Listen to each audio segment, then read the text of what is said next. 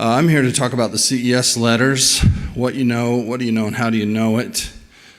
See if I can operate things. Probably everybody here already knows about Ezra Booth, a talented Methodist minister who visited Joseph Smith early in the Kirtland period with his wife and with John and Elsa Johnson and some others. An early history of the disciples of Christ. This is one of the most fascinating things in our history is that the source for the miraculous healing of Elsa or Alice Johnson is a history of the disciples of Christ on the Western Reserve by Amos Hayden.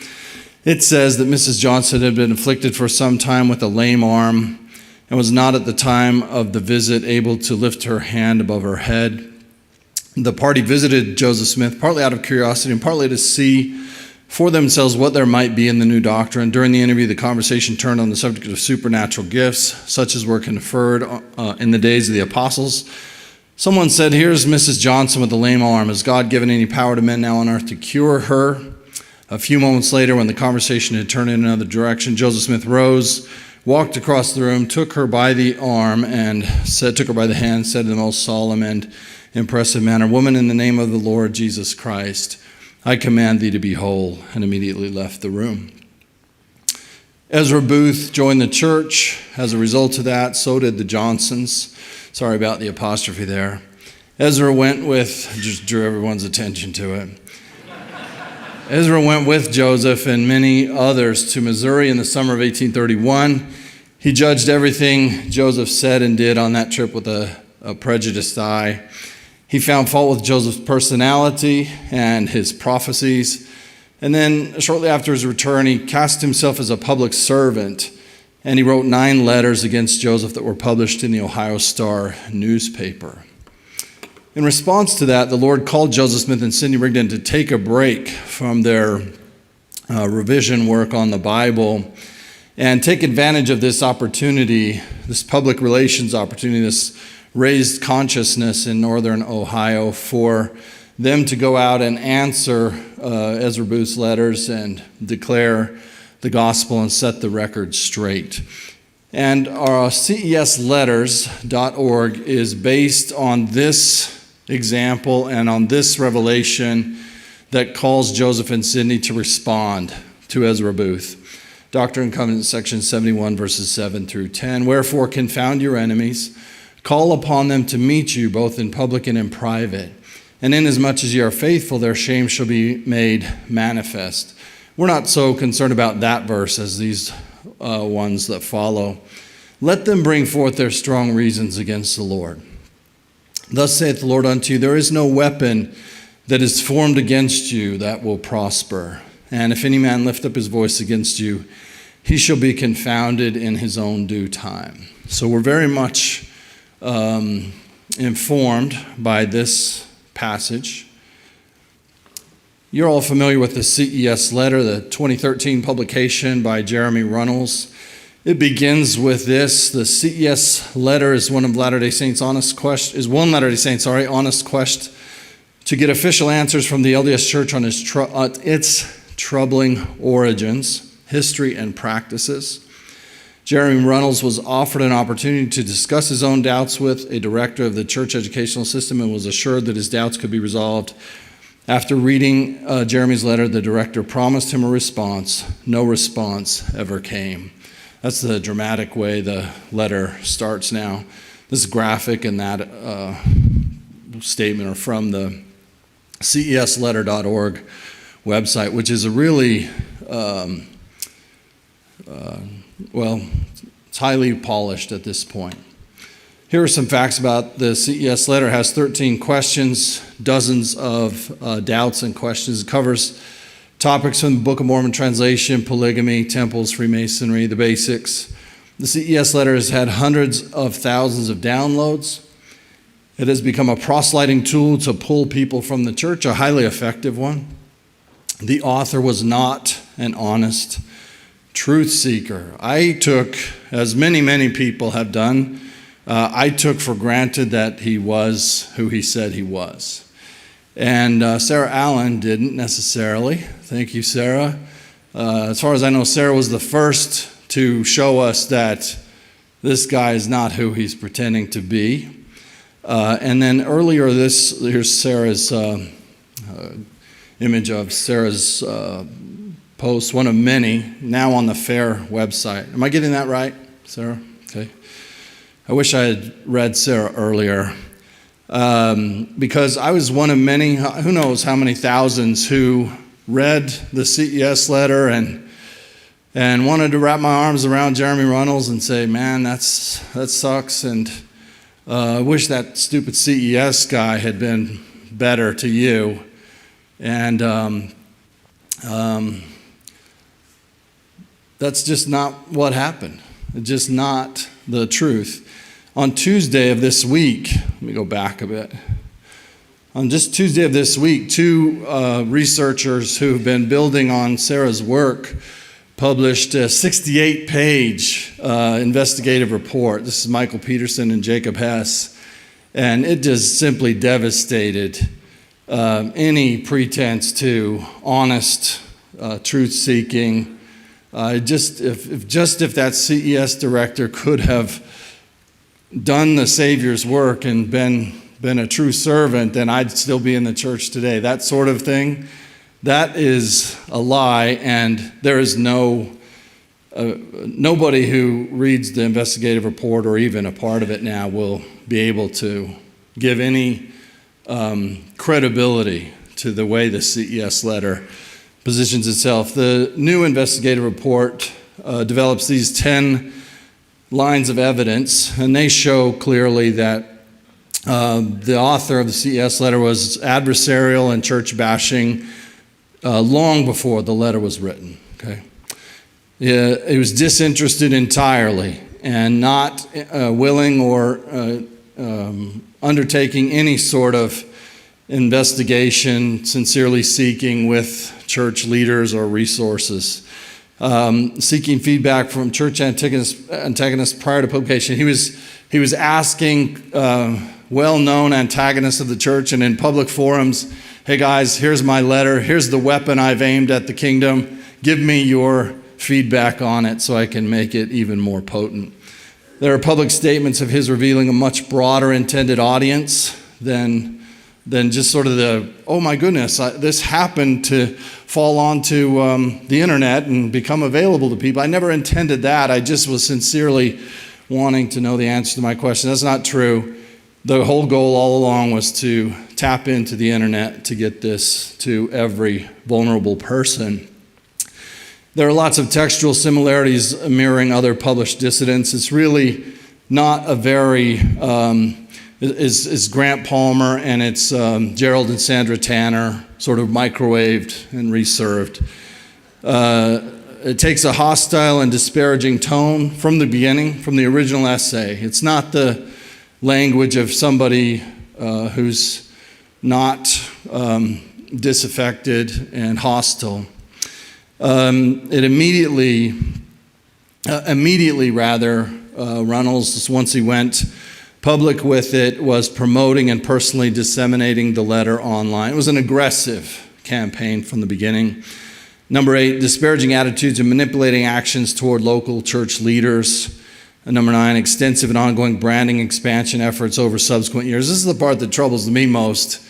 Have you seen that Seinfeld episode where Jerry's upset at the dentist, not because he's converted to Judaism, but because he's telling jokes. He's newly minted comedian, and as a comedian, am I talking to the non-Seinfeld crowd here? Yeah? Never mind. Okay, some of you have seen that. All right, so I, as a historian, as a text, a document editor, right? Number 9 is what most offends me here. I think I've got the wrong one. No, it's number 9. Extensive and ongoing branding expansion efforts over subsequent years. In other words, if you go to cesletter.org today, what you get is not the version you got in 2013. And if folks who are critical of the church are often saying, well, which account of the first vision is the true one? And that sort of thing. Well, and I want that. I want to know every account of the first vision there is. I want every version of every text. And where do I find them? josephsmithpapers.org. Okay? Every single one of them. Right? The fair copy of the 1838-39. You can get every text of the first vision from Joseph Smith's lifetime at josephsmithpapers.org. Thoroughly transparent, annotated, introduced.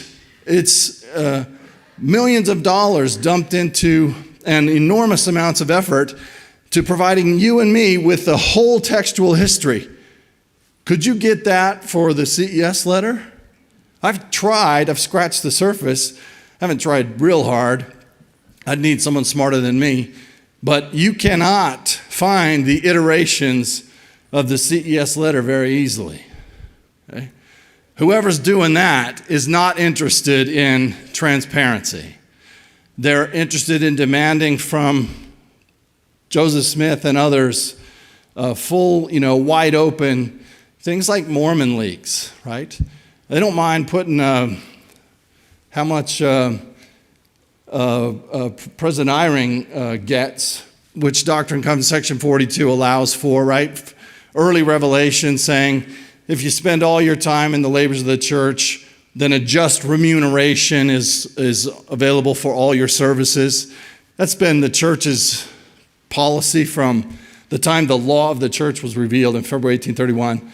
Well, Mormon Leaks puts it out there. They got somehow his pay stub. Well, as far as I know, the person who does that didn't put their pay stubs on it. Do you see what I'm getting at here? Why the double standard there? If we're being critical of double standards, then why the double standard? Why don't we have an entire textual history, a critical edition of the CES letter over time? I'd be quite fascinated in that. The changes would be interesting. There have been many changes. Number 10, it employs malicious personal attacks on anyone who dared to disagree. Not the letter itself, but the author. I found this out in April. I got a cease and desist letter from a lawyer telling me I could not have a website called cesletters.org. So there we go. Colobot. Sarah, was it you who figured that out? Okay, so Jeremy Runnels is Colobot. And what you can see here is a year or more before the CES letter comes out, he is actively online using this persona, doing antagonistic, hostile work against the church. This is a distillation of what came out in the investigative report on Tuesday. And again, Sarah was the pioneer who started this kind of inquiry. This is picking up the timeline. All of those, bubbles on the line and those things happened before the end of the timeline. Here is the publication of the CES letter in 2013. So you got a whole lot of stuff going on prior to that. The CES person, the whole letter is framed as a sincere request of a CES director, right? A seminary institute authority figure, somebody who teaches this stuff every day, somebody who ought to have answers to these really good questions and who entirely failed to come through for this sincere seeker. And it turns out that there probably was this CES person, but they're a very minor character in the real drama here, right? They're a useful character, right? This is part of what makes the letter so appealing. It resonates with anyone who feels like, yeah, I asked my bishop about that, and he said, shut up. Don't ask that kind of question. So it's a useful rhetorical strategy, and this real straw man here in the CES director Author Brian Hales pointed out, Brian here still? I saw him. Okay. You didn't escape entirely. Earlier I saw Brian driving. Brian pointed out Runnels addressing his essay to his CES director was designed to give the letter a false sense of credibility. That certainly has been borne out by what the investigations have shown. Here's one respondent, one of the sort of people on Reddit that Runnels was collaborating with early on before the letter ever comes out.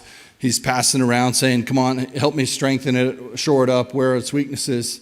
How can we make this even better? And this Big Mike SRT says, I love how this reads as a legit letter. Isn't that interesting, right? People in the know from the beginning know this is not a legit letter, but it sure does sound like one.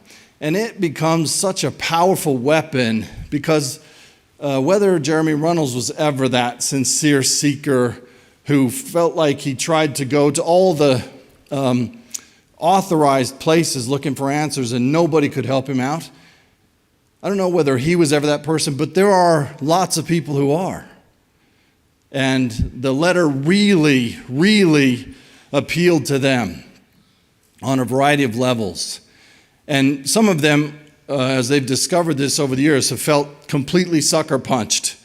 And a lot of them are going to feel completely sucker punched now in the next days, months, and years as more of the story comes out. So this little quote is painful in many ways.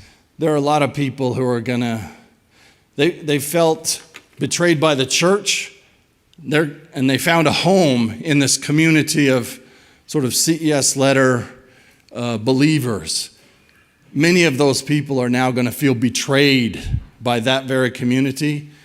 Let's wrap our arms around them and make sure they have a place to go. That's what CES Letters is hopefully going to do. What are the CES Letters? The intention of this project is to respond to the information found at cesletter.org, a particularly potent attack on believers of the restored gospel of Jesus Christ. We hope it's a potent counter-strategy akin to the one revealed to Joseph and Sidney Rigdon. We hope that it is an intentional outreach, a ministry to the folks who've been impacted by the CES Letter. And we hope that that ministry is characterized by faith and hope and charity. That's the goal. That's the aim.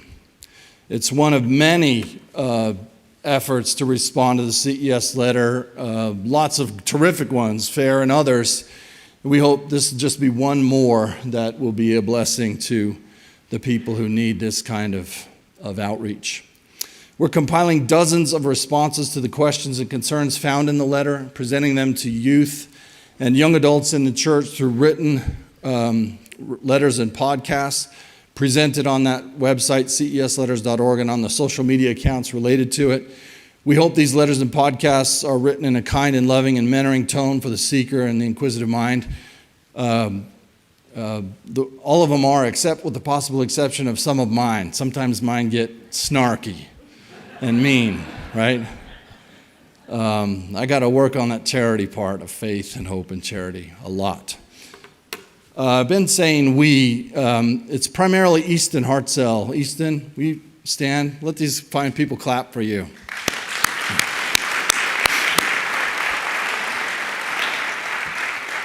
So I have no idea how to do any of this stuff, and Easton does. He's really great at it, and he's the brains and the heart of cesletters.org.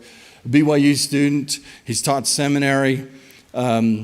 So we got together and decided, let's do this thing. And that means, Easton, you do this thing, and I'll help people clap for you from time to time. What we do is get a hold of scholars and experts on all the aspects that the CES letter treats, and some that are hot topics that are not in the letter. So Steve Smoot, who's here, I think, in the building, Josh Sears, and then Easton interviewing Brian Hales, who's here, of course. So the best of the best, right? Folks being interviewed here. There's a powerful contrast, right? The CES letter has this sort of air of authority, but you compare it to people who really know this stuff, people who've spent their lives with this stuff, and the CES letter is so amateur, so basic, and we think that will be obvious to people if they'll listen. If you listen to Steve Smoot talk with Faith and Hope and Charity, or Brian Hales or Josh Sears, then you can pretty quickly say, okay, the CES letter is way uninformed by comparison to these fantastic credentialed experts on these things. So we hope expertise will go far, but expertise without charity is sounding brass and a tinkling cymbal. So our experts are also charitable, and we're grateful for that. We ask each of them to write a letter addressed generically to a truth seeker. And at first I envisioned writing to Jeremy Runnels, right? That's before I knew that he wasn't who he claimed to be in the letter. And at first I felt pretty upset at him with that, and I was more upset with myself. Duh, I thought, right? Why didn't I see through that?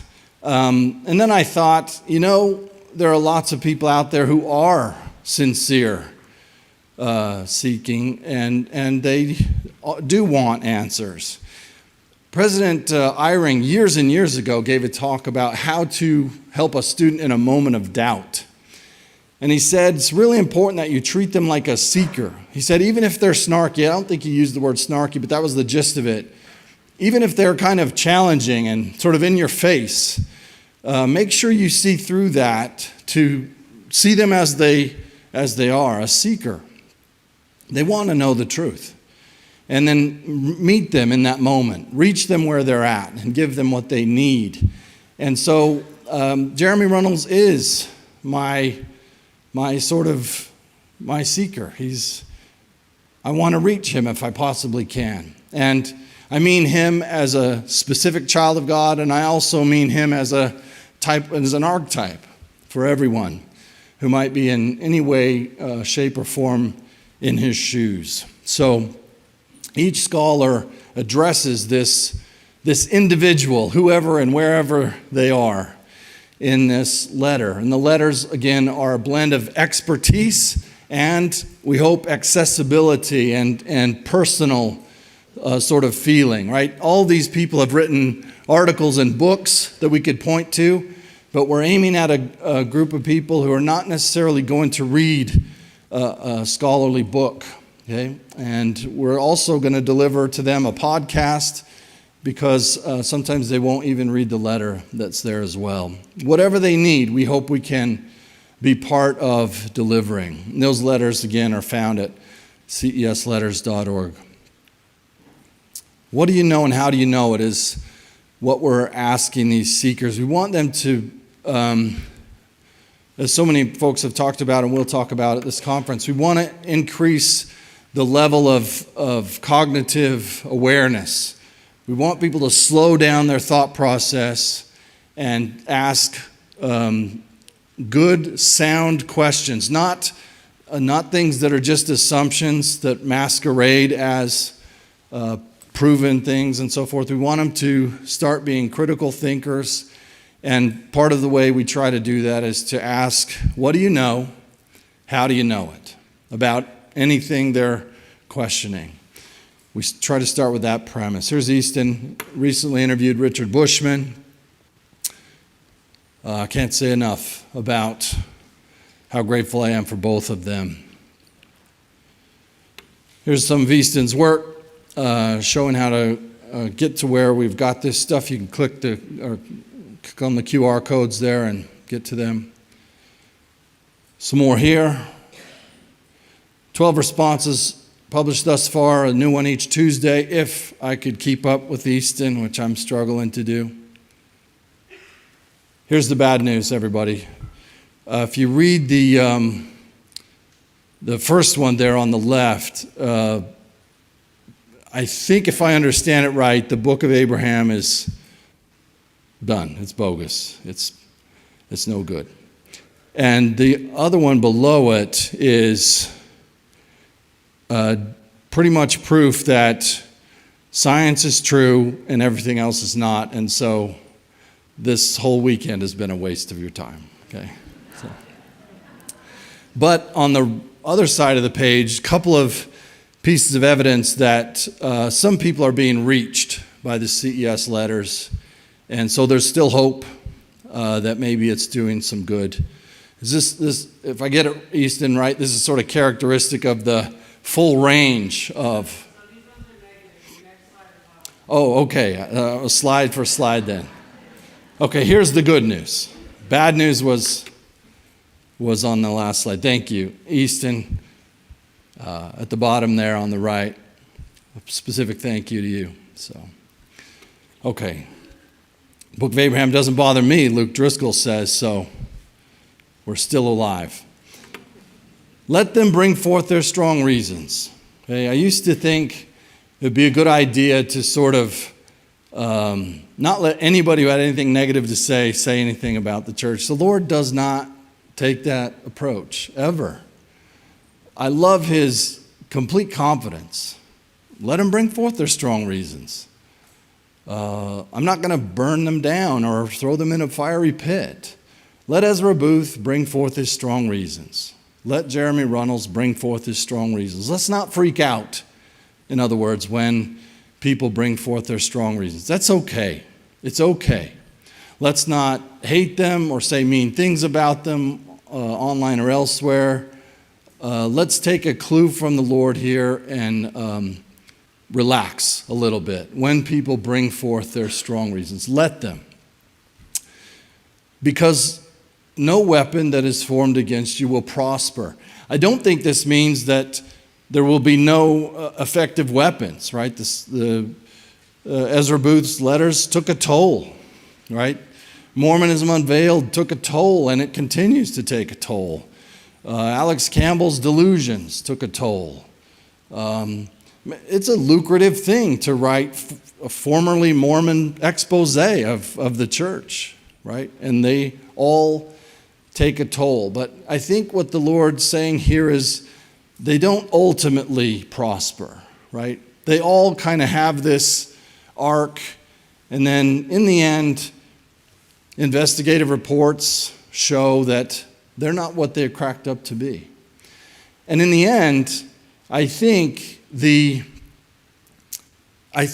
I hope, maybe this is just my hope, but the return wave, the recognition that wasn't the thing, right?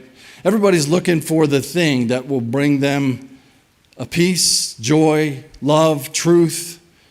And I think the return wave will say that I went after, that wasn't the thing.